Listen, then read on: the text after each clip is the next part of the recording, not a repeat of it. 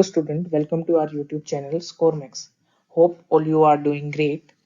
तो बच्चे आज की वीडियो में हम देखेंगे कि हम कैसे प्रिपेयर करें अपने यूजीसी नेट कॉमर्स एग्जाम के लिए। आप लोगों की बहुत क्वेरी आ रही थी इसके रिगार्डिंग, तो हमने आपके लिए एक वीडियो प्रिपेयर करी है। Hope this video will help you. तो मूविंग अहेड, तो first of all we will try to focus our discussion on the syllabus of the subject. तो बेसिकली इस वीडियो में हम जो है वो पेपर 2 को डिस्कस करेंगे, दैट इज फॉर कॉमर्स। ठीक है ना। तो सिलेबस के अकॉर्डिंग हमारी सिलेबस में कितने यूनिट्स है? 10 यूनिट्स आर देयर। ठीक है। अब 10 यूनिट्स है, लेकिन अगर हम सब्जेक्ट वाइज देखा जाए तो सब्जेक्ट्स बहुत है। जैसे अकाउंटिंग यूनिट 2 में अकाउंटिंग है, अकाउंटिंग में ही अकेले financial accounting, management accounting and cost accounting आ जाता है, एंड कॉर्पोरेट अकाउंटिंग ऑल्सो। ठीक है, तो ये आ गया। तो बेसिकली सिलेबस क्या है? वैसे तो बोलने को 10 यूनिट्स है, लेकिन अगर सब्जेक्ट वाइज पर जाने लगे हम तो हमारे सब्जेक्ट्स बहुत सारे हैं। ठीक है, आई थिंक 16-17 के अराउंड हमारे सब्जेक्ट्स बन जाएंगे आराम से। तो डिस्कस करते हैं syllabus. First of all the unit 1 is about the business environment and international business. इसी में दो सब्जेक्ट्स है, पहले है business environment and the next is international business. तो ये बेसिकली क्या है? हमारा थ्योरेटिकल पोर्शन है, और ये इजीली हम क्या कर सकते हैं, हमारी ग्रेड या पोस्ट ग्रेड की बुक से हम इसको प्रिपेयर कर सकते हैं। The next thing is accounting and auditing. Accounting and auditing ये हमारा प्रैक्टिकल पोर्शन है। ठीक है, और प्रैक्टिकल पोर्शन के लिए हमें क्या करना पड़ता है? हमें फॉर्मूलाज याद करने पड़ेंगे। ठीक है ना, क्वेश्चन सॉल्व करने पड़ेंगे। ठीक है, कि सॉल्व हो रहे हैं कि नहीं हो रहे, तो ये सारी चीजें आ जाएगी। Next thing is business economics. Business economics में बेसिकली हमारा सारा का सारा माइक्रो इको का पार्ट है। ठीक है, तो हम जिन बच्चों को बेसिकली मैक्रो से डर लगता है उनके लिए अच्छी बात यह है कि हमारा बिजनेस इकोनॉमिक्स में ओनली माइक्रो इकोनॉमिक्स का पार्ट विल बी आस्क्ड। ठीक है, the next thing is business finance. Business finance में हमारे फाइनेंस से रिलेटेड और फाइनेंशियल मैनेजमेंट से रिलेटेड टॉपिक्स आएंगे। ठीक है, unit 5 is also practical, that is business statistic and research method. ठीक है, और ये रिसर्च मेथड अगर आप पेपर 1 में कर रहे हो तो कई सारी चीजें सिमिलर है इसमें। ठीक है, और बिजनेस स्टैटिस्टिक्स तो आपने क्या तो ग्रेड में या पोस्ट ग्रेड में जरूर पढ़ा हुआ होगा। The next unit is business management and HRM. इसमें कुछ कुछ ओबी का पार्ट भी है इस यूनिट में। ठीक है, तो बिजनेस मैनेजमेंट हमारा जो हमारी 12th की मैनेजमेंट होती थी, 11th-12th की, वो पोर्शन आ गया। फिर हमारा ग्रेजुएशन लेवल में मैनेजमेंट के टॉपिक थे, वो सारे इसमें कवर होंगे। एचआरएम के कुछ टॉपिक और ओबी के भी कुछ टॉपिक्स। ठीक है, the next unit is banking and financial institution. तो बैंकिंग एंड फाइनेंशियल इंस्टीट्यूशन पर जो है जनरली यूजीसी में जो है फैक्चुअल क्वेश्चन ज्यादा आते हैं। ठीक है, तो इसको हम कहीं से भी किसी हमारी कोई बुक फॉलो अगर हम यूजीसी के लिए कर रहे हैं तो उस पर्टिकुलर बुक से ही कर सकते हैं इस वाले टॉपिक को। तो then next unit is marketing management. Marketing management हमारी क्या है? ये हमारा 12th में भी था, फिर हमारा ग्रेड में भी आता है और कई जगह पीजी में भी आता है, तो सारी लेवल का आ जाएगा। लीगल एस्पेक्ट्स हमारे में, लीगल एस्पेक्ट हमारी ग्रेड प्लस पोस्ट ग्रेड का होता है, और इसको करने के लिए हमारी जो कोई भी एक बुक जिसको हम फॉलो कर रहे हैं, जैसे कि मैं अभी आपको बताने भी वाला था आगे कि एक ट्रूमैन की बुक आती है। ठीक है, ट्रूमैन की बुक से ही हम सफिशिएंट हो सकता है अगर हम उसको पढ़े तो। ठीक है ना, क्योंकि बहुत फैक्चुअल क्वेश्चंस आते हैं, और अगर हम हर एक्ट को पढ़ने लग जाए, अगर कॉन्ट्रैक्ट एक्ट को पढ़ने लग जाए तो कॉन्ट्रैक्ट एक्ट ही इतना बड़ा है कि उसको पढ़ते पढ़ते ही हमारा टाइम निकल जाएगा और हमारा पेपर आ जाएगा। तो इसमें कई सारे और लॉज है, खाली एक कॉन्ट्रैक्ट एक्ट नहीं है, सेल्स ऑफ गुड एक्ट भी है। ठीक है ना, आरटीआई भी है, कई सारी चीजें है। ठीक है, तो इसको हम एक पर्टिकुलर कोई बुक फॉलो कर सकते हैं सीधा। The next thing is the last unit is income tax and corporate tax planning. Generally क्या होता है, इनकम टैक्स पर बच्चे बहुत ज्यादा टाइम लगा देते हैं, लेकिन इससे क्या है, प्रैक्टिकल क्वेश्चन आते नहीं है, इतने प्रैक्टिकल क्वेश्चन नहीं आते, तो यहाँ से भी फैक्चुअल क्वेश्चन ज्यादा बनते हैं।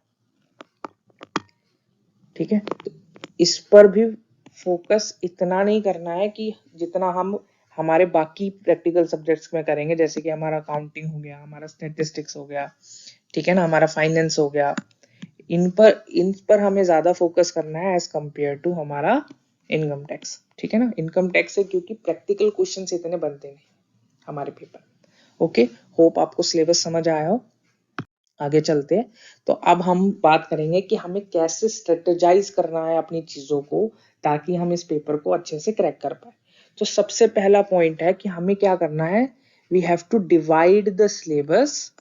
और डिवाइड किस बेसिस पर करना है, इजी और डिफिकल्ट सब्जेक्ट्स और यूनिट्स बोल सकते हैं, क्योंकि हमारे सिलेबस जो है 10 यूनिट्स में डिवाइडेड है। तो हमें क्या करना पड़ेगा, हमें अपने सिलेबस को इजी और डिफिकल्ट में डिवाइड करना पड़ेगा। तो इसमें से ऐसा होगा, कुछ सब्जेक्ट ऐसे होंगे जो आपको इजी लगते हैं और कुछ सब्जेक्ट ऐसे होंगे जो आपको डिफिकल्ट लगते हैं। ठीक है ना, तो सबसे पहले तो आप उनको डिवाइड कर लो कि ये सब्जेक्ट मेरे हिसाब से इजी है और ये सब्जेक्ट मेरे हिसाब से डिफिकल्ट है। ठीक है, the next thing is every unit is equally important, don't skip any unit.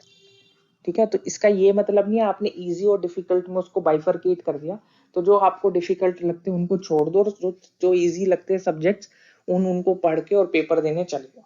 ऐसा नहीं हो सकता, आपको पूरा का पूरा सिलेबस कवर करना ही पड़ेगा अगर आपको ये पेपर क्रैक करना है तो। ठीक है, the next thing is start with 2 और 3 सब्जेक्ट्स। अब मैंने कहा कि डिवाइड कर दो सिलेबस को इजी और डिफिकल्ट, तो उसका क्या फायदा है, तो उसका ये फायदा है कि आपको क्या प्रिपरेशन कैसे शुरू करनी है।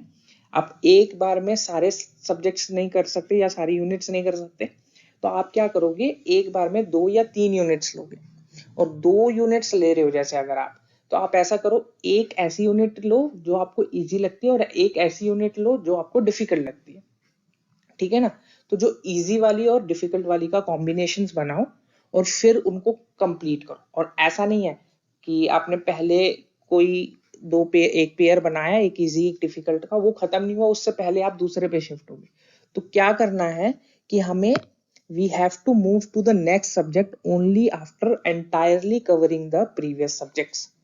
ठीक है ना, अगले सब्जेक्ट्स पर हमें तभी जाना है जब हमने पिछले जो सब्जेक्ट्स उठाए थे वो कंप्लीट हो चुके। और कंप्लीट का क्या मतलब होता है, कंप्लीट का मतलब होता है आपने सब कुछ कॉन्सेप्ट्स पढ़ लिए, साथ में उनके एमसीक्यूज भी लगा लिए। ठीक है ना, तो कंप्लीट का मतलब ये नहीं होता खाली पढ़ लिया, पढ़ने के साथ साथ आपको उनको अटेम्प्ट भी करना है, क्वेश्चंस को अटेम्प्ट भी करना है। ठीक है ना, और फिर क्वेश्चन अटेम्प्ट होने के बाद आपको क्या करना है, you have to analyse and evaluate your performance in those test. ठीक है ना, जो भी आप टेस्ट दे रहे हो या फिर जो भी आप एमसीक्यू खुद से सॉल्व कर रहे हो, तो उनको एनालाइज करो। ठीक है, इवेल्युएट करो खुद की परफॉर्मेंस को। तो आप क्या करोगे, देखोगे कि आपने पेपर दिया, आपने कुछ क्वेश्चन सॉल्व करे, एक सब्जेक्ट पढ़ा, उसमें से कुछ टॉपिक्स आपके सही जा रहे हैं और कुछ टॉपिक अच्छे नहीं जा रहे। तो इसका क्या मतलब है कि जो टॉपिक सही नहीं जा रहे उन पर आपको और काम करने की जरूरत है। तो जब तक आपको सेटिस्फेक्शन नहीं मिल रही कि हाँ, इस यूनिट में 10 में से मैं 8 to 9 क्वेश्चंस कर सकता हूँ या कर सकती हूँ, तब तक आप नेक्स्ट सब्जेक्ट पर मत जाओ। क्योंकि जब तक आपका एक सब्जेक्ट कंप्लीट नहीं हो रहा और आप दूसरे पे जंप कर जाओ, तो ना तो आपका पहले वाला सब्जेक्ट ढंग से हुआ और ना ही अच्छे से दूसरे वाला होने वाला है। ठीक है, ठीक है, तो आगे चल, तो अब बात करते हैं आगे की।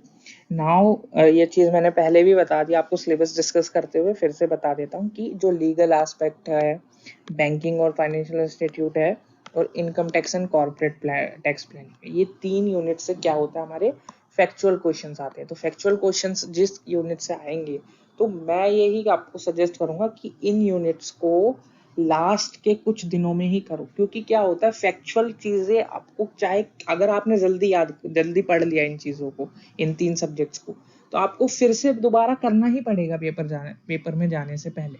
तो कोशिश ये करनी है कि आपको प्लानिंग इस तरीके से करनी है कि इन सब्जेक्ट को आप एट द एंड ही रखो, ताकि आपको रिवाइज करने में इनको ज्यादा टाइम ना लगे। क्योंकि आपने पहले पढ़ रखा होगा और फिर बीच में कुछ और सब्जेक्ट्स पढ़ लिए और फिर एग्जाम्स आने के टाइम पर इनको रिवाइज करोगे तो बहुत ज़्यादा टाइम लगेगा, क्योंकि फैक्चुअल चीज़ें रिवाइज करना डिफिकल्ट होता है। ठीक है, hope you all are getting it. And the next thing is previous year question paper. तो आपको at least 5 to 6 year previous year question papers को सॉल्व करना है। ठीक है ना, क्योंकि आपको एक्चुअल तभी समझ आएगा कि क्या क्वेश्चंस आते हैं, किस टाइप के क्वेश्चन आते हैं, क्या क्या चीज़ें करनी ठीक है, क्या क्या करनी ठीक नहीं है, किस तरीके से आपको अपनी परफॉर्मेंस को और अच्छा कर सकते हो वो देख सकोगे।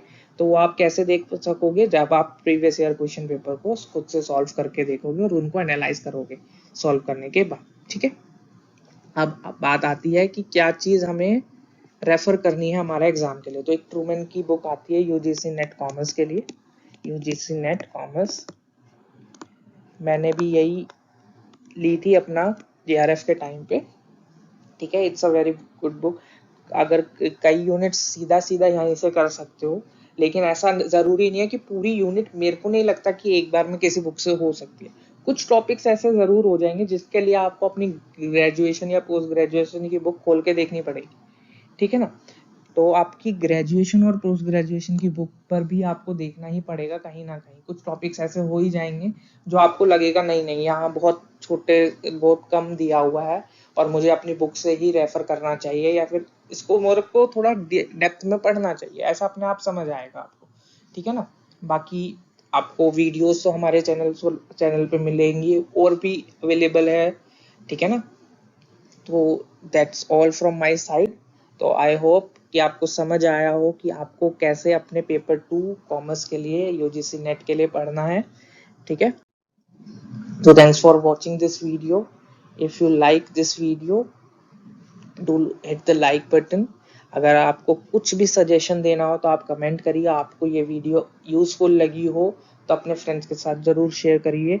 ठीक है ना, प्लीज़ सब्सक्राइब आवर चैनल। और अगर आपको कोई भी क्वेरी, कुछ भी पूछना हो तो हमारा टेलीग्राम लिंक यहाँ गिवन है, और आप हमें इंस्टाग्राम पे भी फॉलो कर सकते हो, उसका भी हमारा यूजर आईडी गिवन है। Thank you everyone, thanks for watching. Happy learning students, thanks.